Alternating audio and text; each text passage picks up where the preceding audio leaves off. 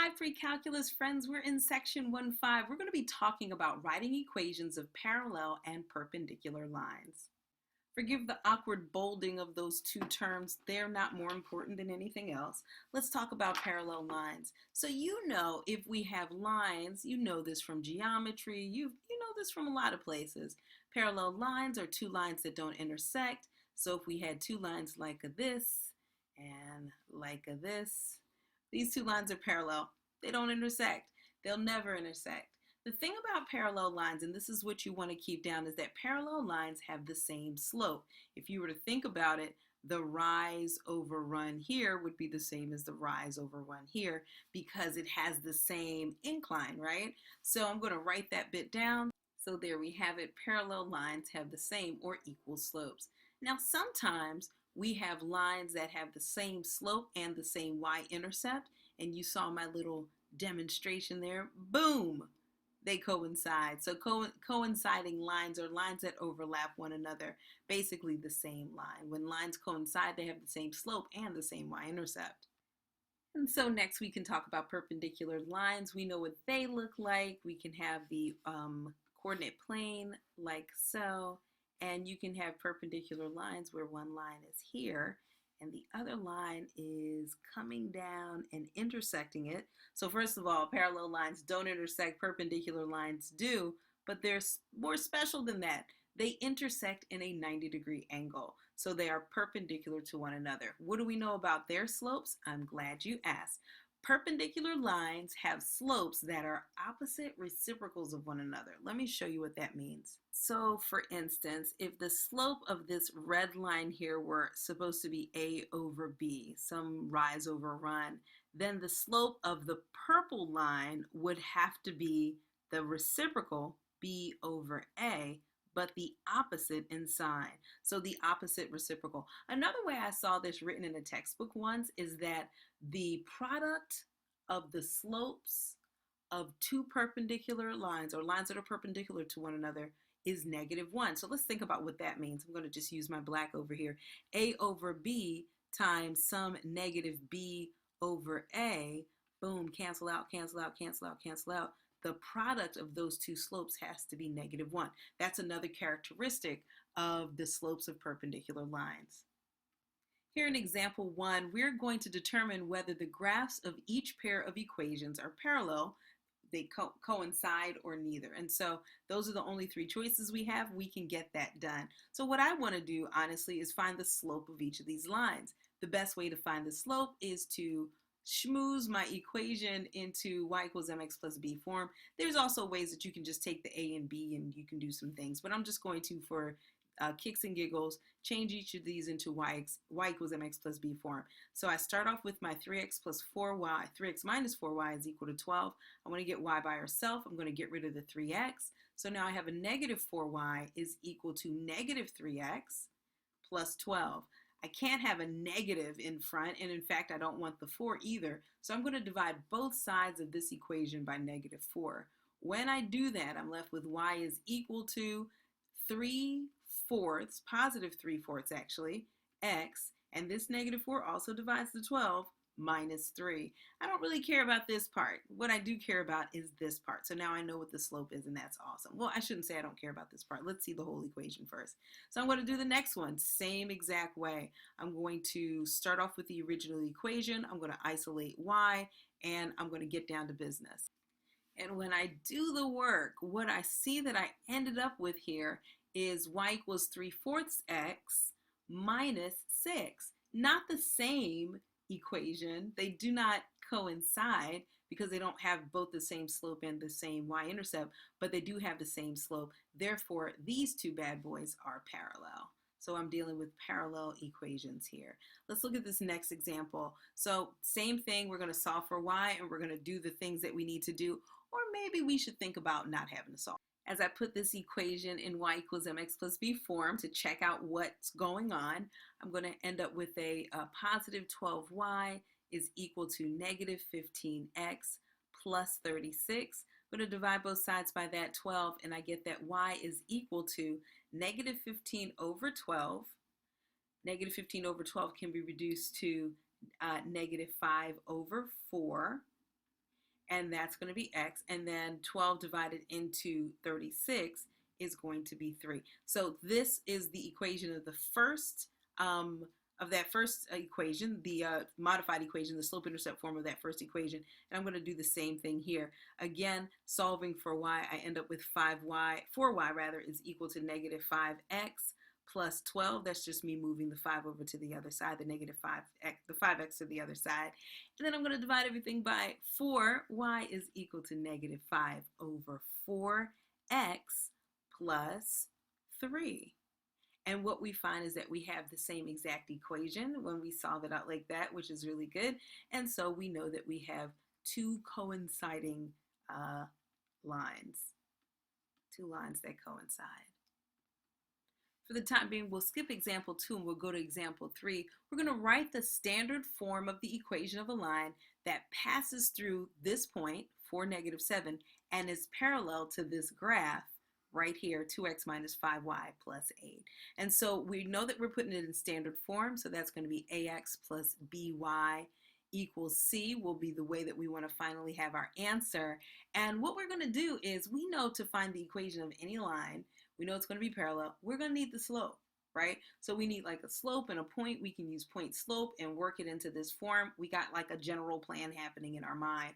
But the first thing I want to do is I want to figure out what is the slope of this thing here. So I'm going to take it and I'll put it into a convenient form, slope-intercept form. We've been doing a lot of that. Fine for me. Let's do that. So then if I'm going to isolate y, I'm going to get 5y is equal to negative 2x minus 8, dividing everything by negative 5. Y is equal to a positive 2/5 x plus 8 over 5. And therefore, my slope is 2/5. And that's really all I care about from this particular equation. I don't need anything else. I don't need the y-intercept or anything. So now that I have a point and a slope, I am going to use point slope because it's awesome. So point slope, let me point out my point and my slope. So my point that I'm going to work with is the one given for negative 7, and the slope is going to be that 2/5.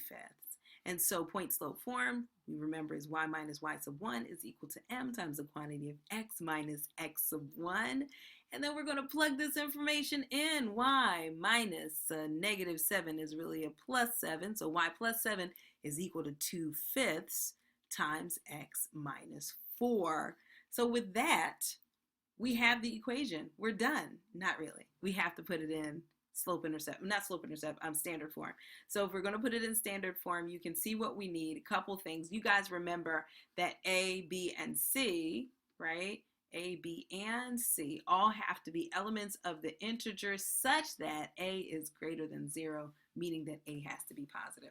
So that's the coefficient of X has to be positive. Let's move some things around. First thing I want to do is I might want to use my distributive property here. I have my Y plus 7 is equal to 2/5 X minus 8 over 5. The next thing, since we want all of this to be integers, I'm going to get rid of the fractions by multiplying everything by 5. Both sides of the equation will be multiplied by 5, and therefore I will promptly rid myself of the fraction issue over here. I'll end up with 5y plus 35 is equal to 2x minus 8. You guys get how the 5's just kind of cancel that out. And so at this point, I'm going to just move my x term over to the other side, negative 2x plus 5y. This guy is a constant. That's the c term. It needs, or part of the c term, it needs to move over here.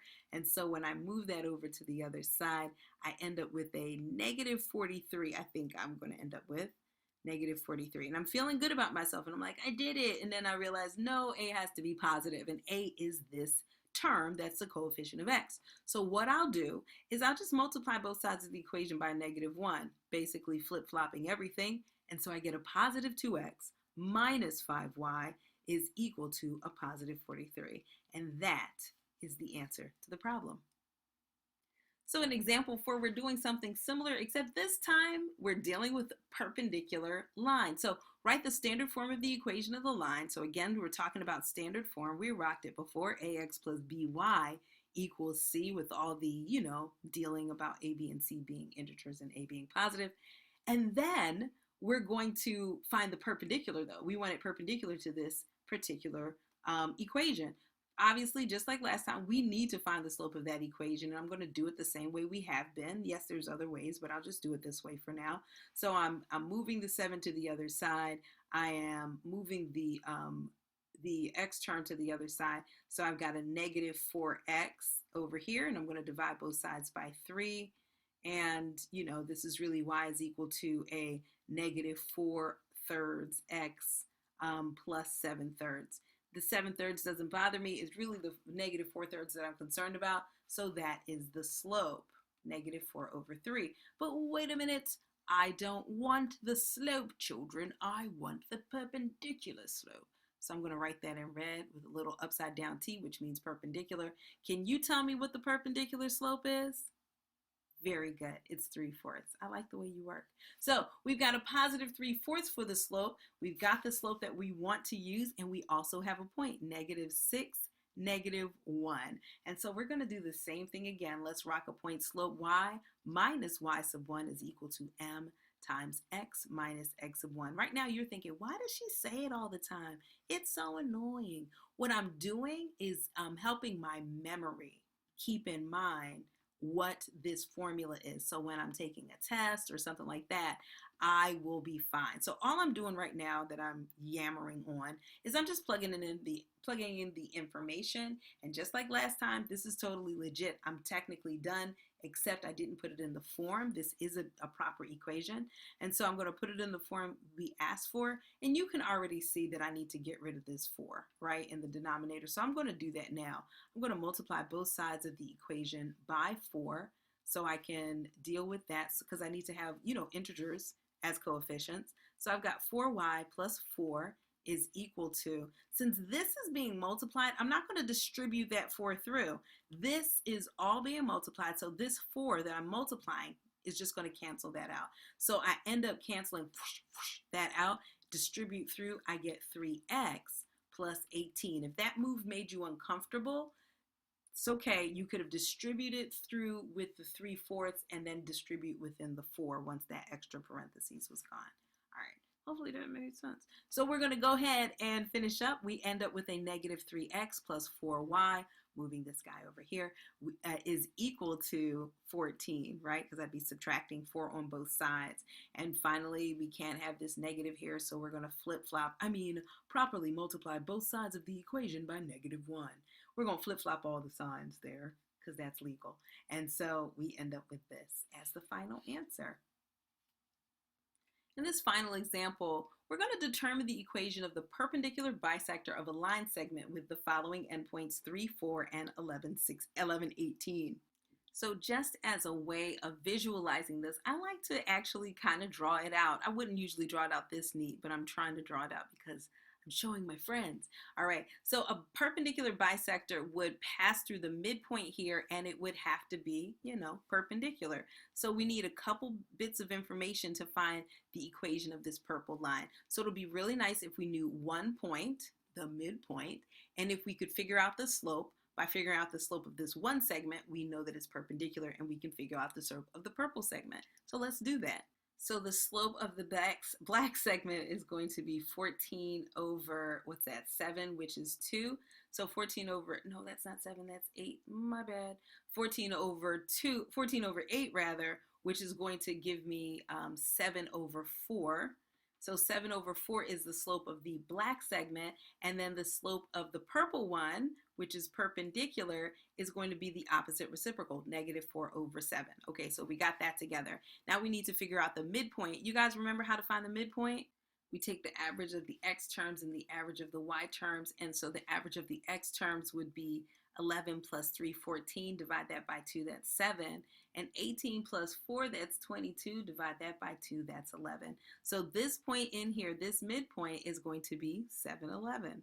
And so now that we have that, we've got a midpoint, we've got a point and a slope. We're about to find this equation by using point slope. So I've got the two most important parts, and now I'm just going to do the thing that I'm supposed to do. And as I'm writing it out, I realized that the text did not ask me to do anything special. Guess what, guys? I'm done. That's all we need to do. is write it in this form. I'm going to circle it and we're done. Look, I look forward to talking to you guys soon. Make sure this makes sense. The best thing for your education is to ask questions. So if it's not clear, let me know. Take